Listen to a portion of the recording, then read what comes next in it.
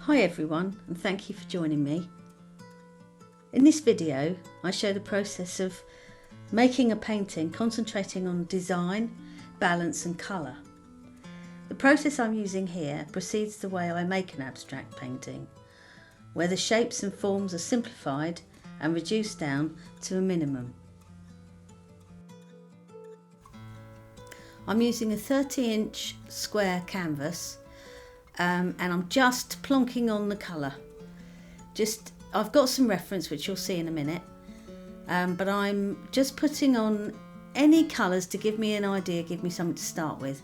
This is the underpainting, so it's going to be very watery and it really doesn't matter what colours I use. This is the image I've used to get me started, looking at the shapes and the forms. So this is representing the new year and sunrise in the morning of a brand new day. So you see I'm using water to blend the colours together.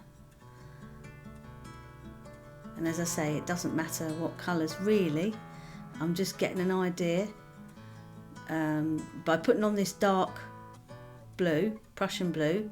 It's given me an idea of tonal value.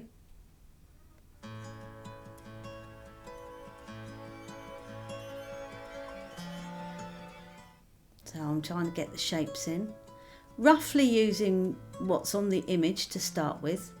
It's probably going to change, but something to start with. I don't usually like to use a lot of green, but that's what's in the image that I'm using, so I might as well go that way and see what happens. As I say, at the moment I don't know what's going to happen, and that's the joy of painting this way, when you're using your instinct rather than copying something. So as I say, this is the start to get you something to go with. I'm going to use a water sprayer now, as you can see, because this is the point of the painting where if you put drips in and you use water sprayer, it sort of thins out on the canvas and gives you things to play with if you want to. Now you'll probably find at the end of this painting there isn't very much of the dripping showing, but by doing it now I get the chance to use it if I want to. In my abstract paintings I would use the drips and the water effect more. Here I'm putting in charcoal just to give myself a little bit of form. As I say, this can all change, well it will change.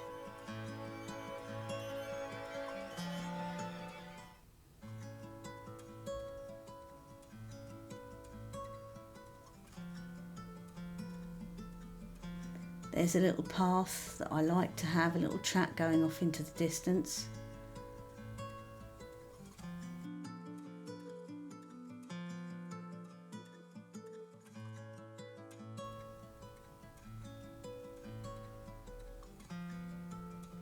Now already I've made a change.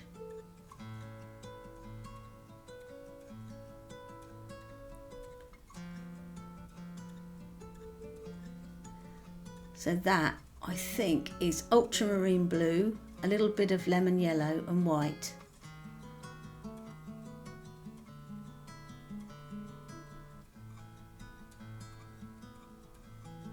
I'm wanting to put a bit of light up into the horizon to give distance.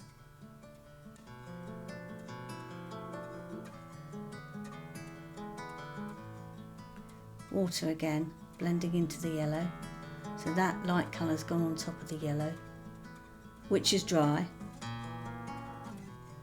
Now I'm blending that down a little bit further to lose the hard line of the horizon.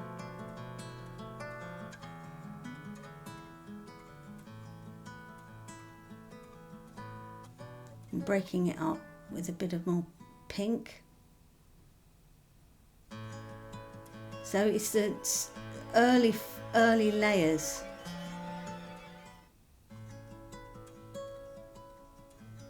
Working on top of the underpainting.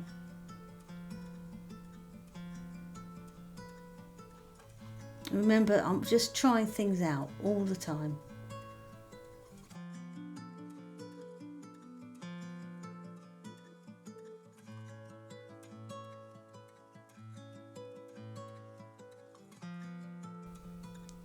I'm looking for where I can use the drips, so I'm not painting over all the drips straight away.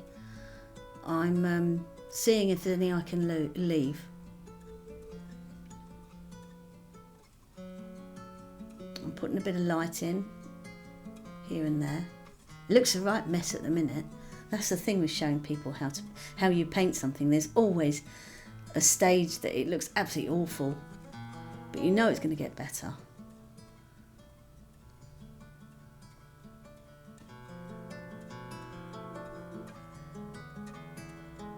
It's not until you cover the canvas in colour can you actually see how the colours are working together.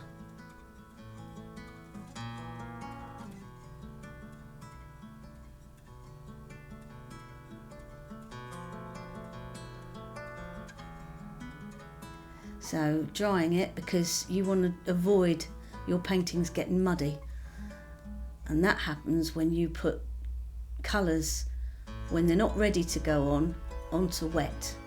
You can use colours onto wet and then they can blend together, but you have to know what you're doing. So now I'm putting in the track just to give the feeling of direction.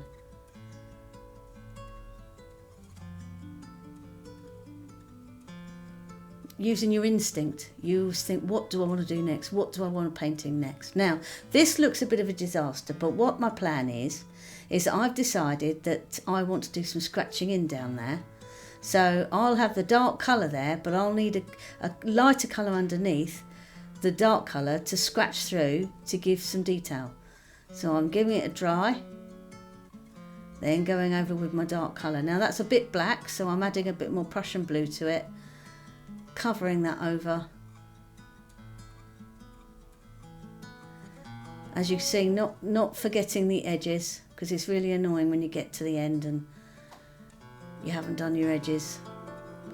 So yeah, now I've got a wooden skewer and I'm marking in my designer trees. So with modern painting and abstract painting, perspective doesn't really matter. But what I've done here is, because this is very aerial and we're looking down on it, I'm trying to give the impression that you're looking down on the top of the trees, but you can also get an impression of the trunks coming down. So it's very, very simplified. So as I've said at the beginning, this is the stage that I got to before I was able to paint abstractly. So it takes time to be able to paint more simply and just leave it, just to be able to simplify things down. People think that abstract painting's easy. It really isn't.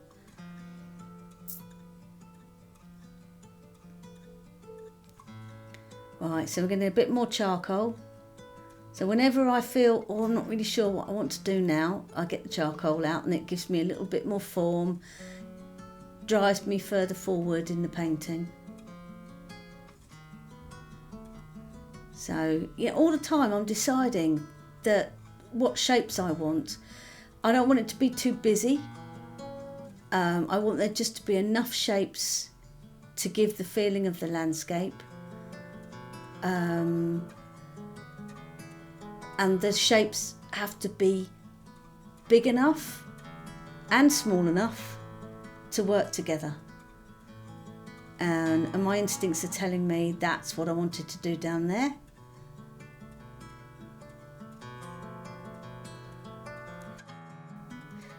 Here again, using the handy skewer to soften the edges. It's quite effective. Another coat of yellow to give some variation.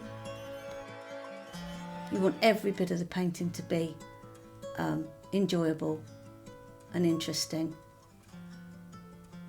And if I want a hard line, which I have done in some of my abstract paintings. I'll use a bit of masking tape and it will just be 1 or 2 hard lines.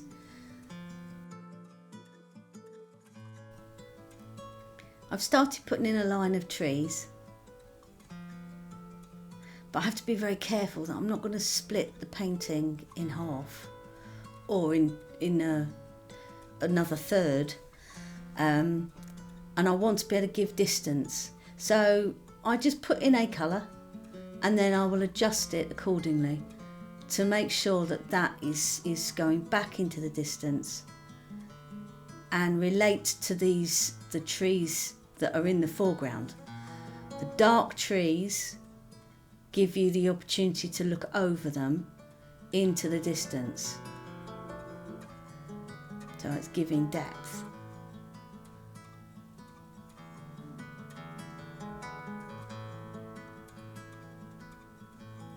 I want to join the distant part of the painting with the foreground, so it doesn't look like 2 different paintings.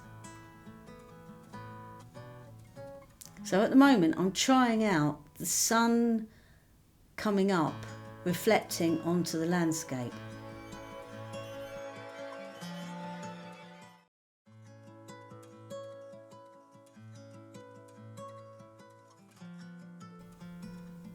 I'm not really using the image anymore now. I didn't use it for very long.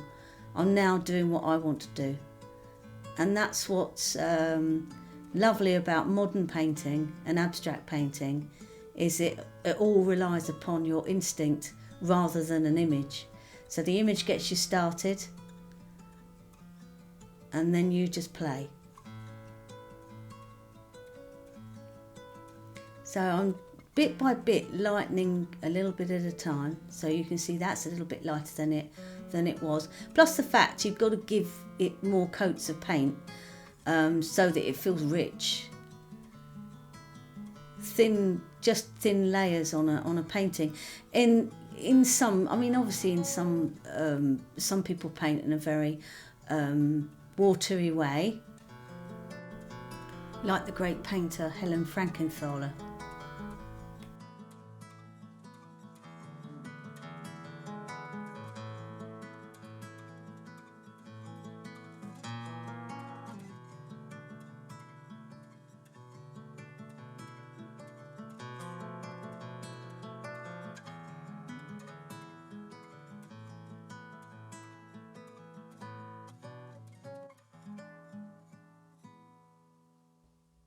And the green is going.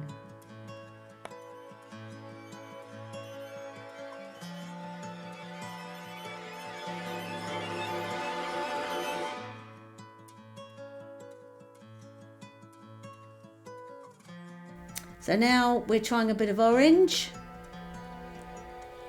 There's always a bit of orange in my paintings. I try to avoid it, but I always end up using orange. So it's tried one tone of orange, too dark, so we're going over with something a bit lighter. Trying out furrows in the fields. Give a little bit of interest.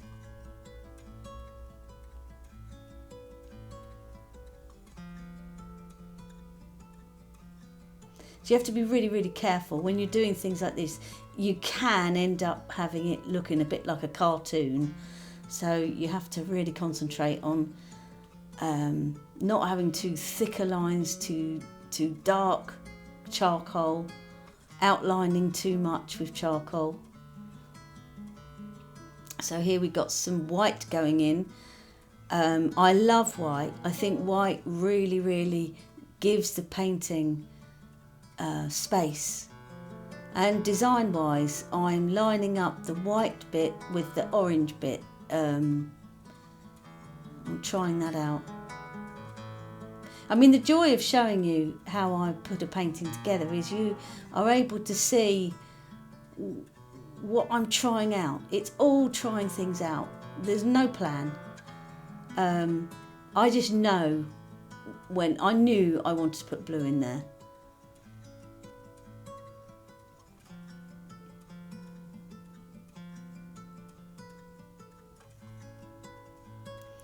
So here I'm trying that shape. I'm looking at that shape and thinking that looks interesting. It's leading you up into the painting. Trying that out.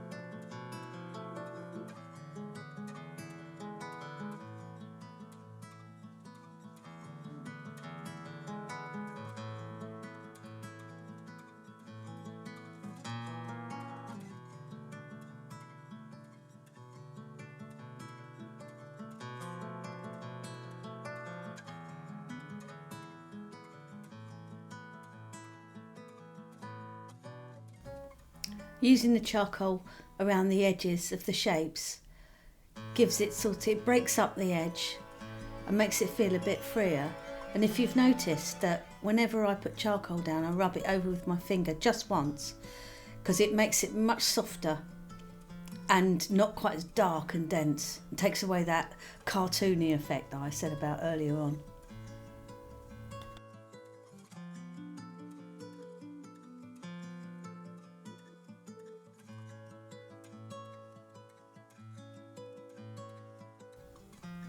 That strong white line is leading you into the painting. If you notice, the white line doesn't go off the edge of the painting, off the canvas, because that will lead your eye off of the canvas, which I don't want. Now this is trying things out again, but you can see that is far too strong.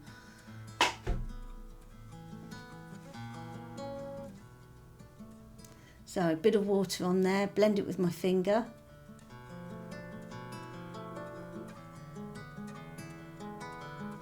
Dry it off because I'm going to do something on top of that.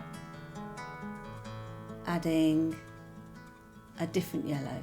So it's titanium white, lemon yellow, and a little bit of cadmium yellow medium. And then putting some white over the top. Very impasto white paint, so it's giving some texture. And you can see now how it's blending into the distance and into the sky rather than your eye going straight to it, as it was before when it was that golden yellow disc.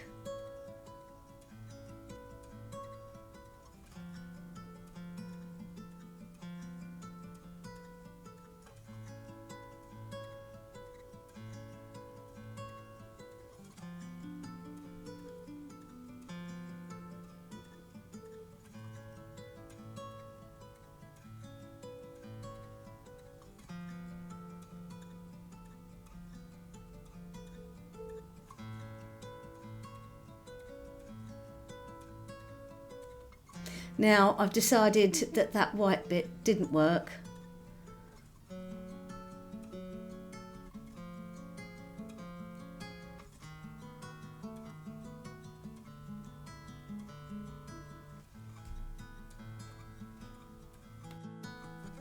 I'm lightening the distance a bit more, adjusting it all the time.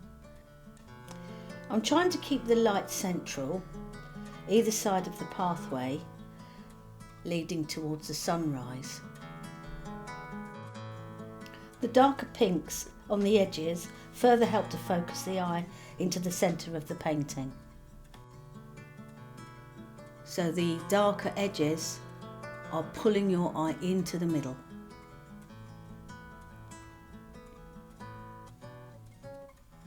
So now I'm trying some lighter tone on the dark trees. Give them a bit of form.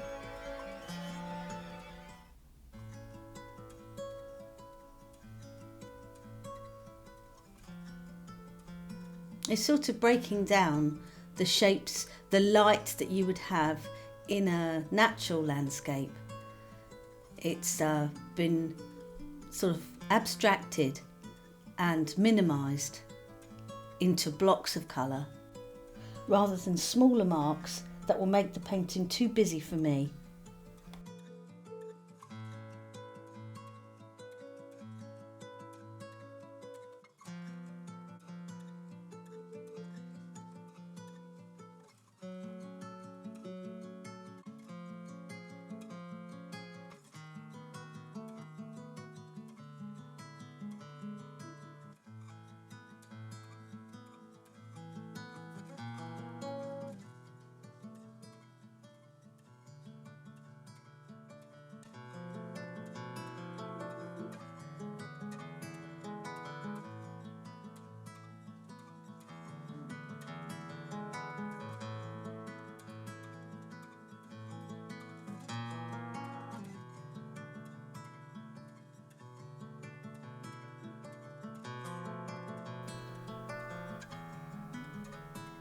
And to make sure all the shapes are different sizes.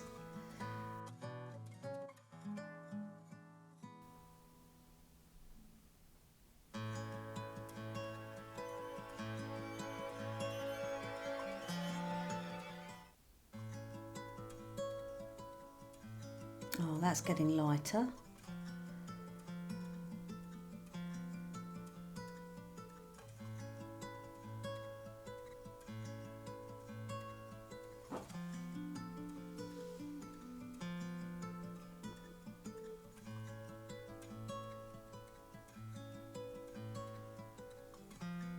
The other thing I didn't like was that block of trees that I'm painting the orange up to.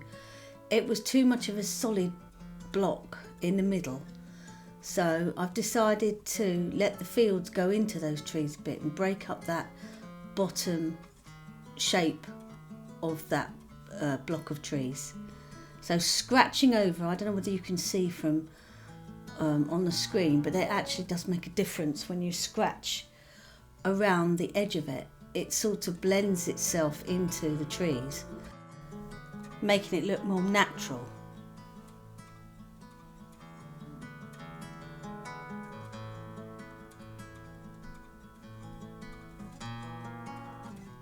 Also adding water as well, that helps.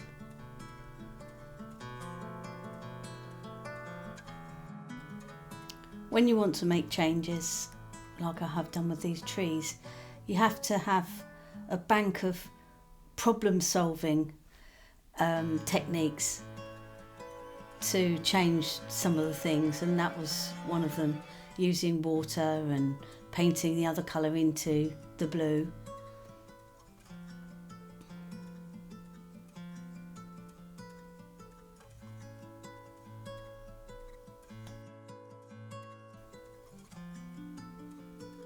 While sitting back and looking at the painting in between working on it, I thought that those the bank of trees going across the middle of the third down of the landscape were too dark and took away the distance.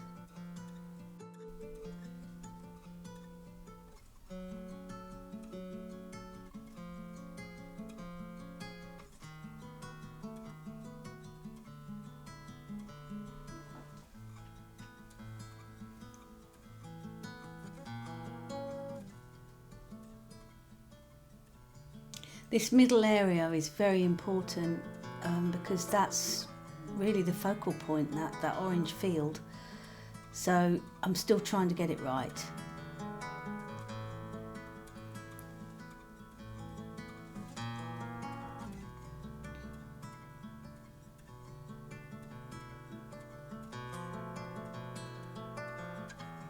Adjusting the colour.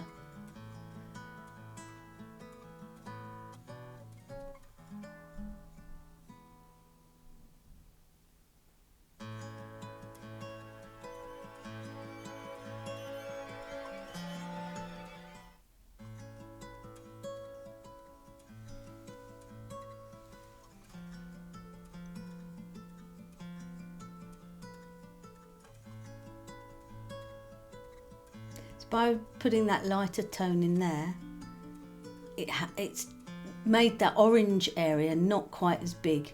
It was too dominant.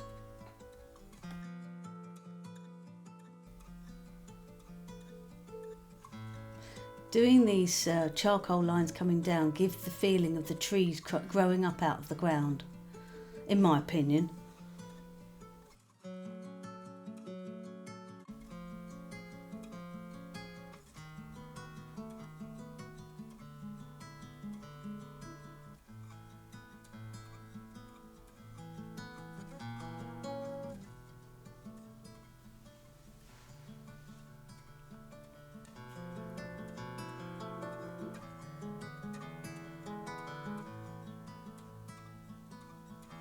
With the charcoal, I just do it a bit at a time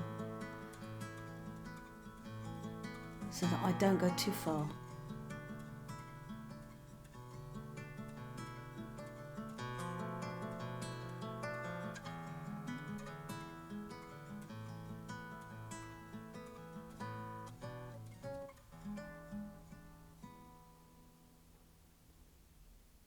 Well, there, more white.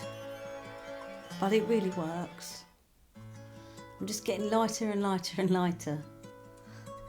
It really is trial and error until the painting feels exactly the same as painting an abstract. Here I'm using a palette knife to add more texture to the sun and the area either side of the path. Another technique for leading the eye.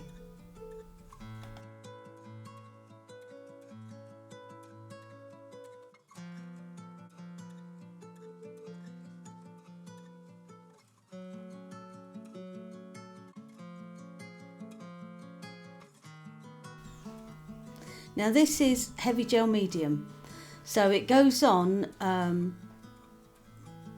white like this, but it dries clear. So I put that on where I know I'm going to want to have texture.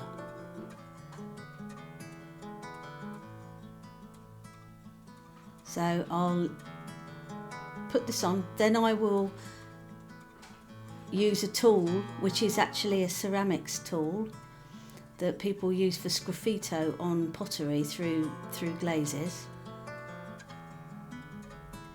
which you'll see in a minute.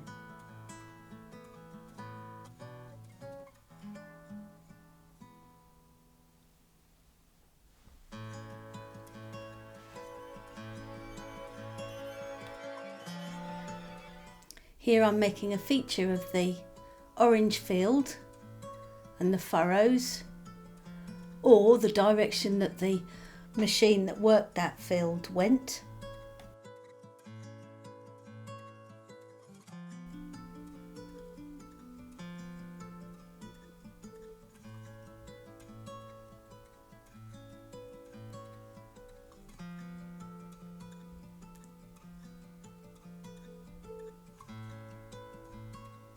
There, I'll leave that to dry overnight. Oh, here we are, next morning, and I've decided I want to put a bit of the pink from the distance down in the foreground, just a little bit, just to join the two areas together.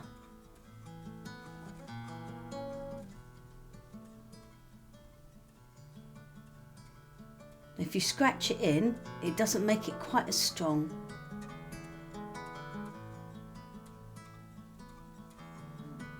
Like blobs of pink, we don't want that.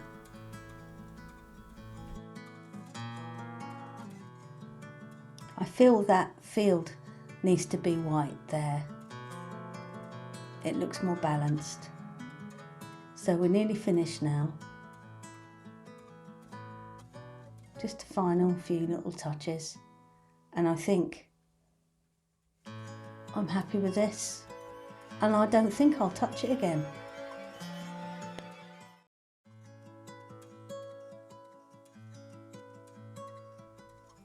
Here we are, wobbly close up. I'm really not very good at this.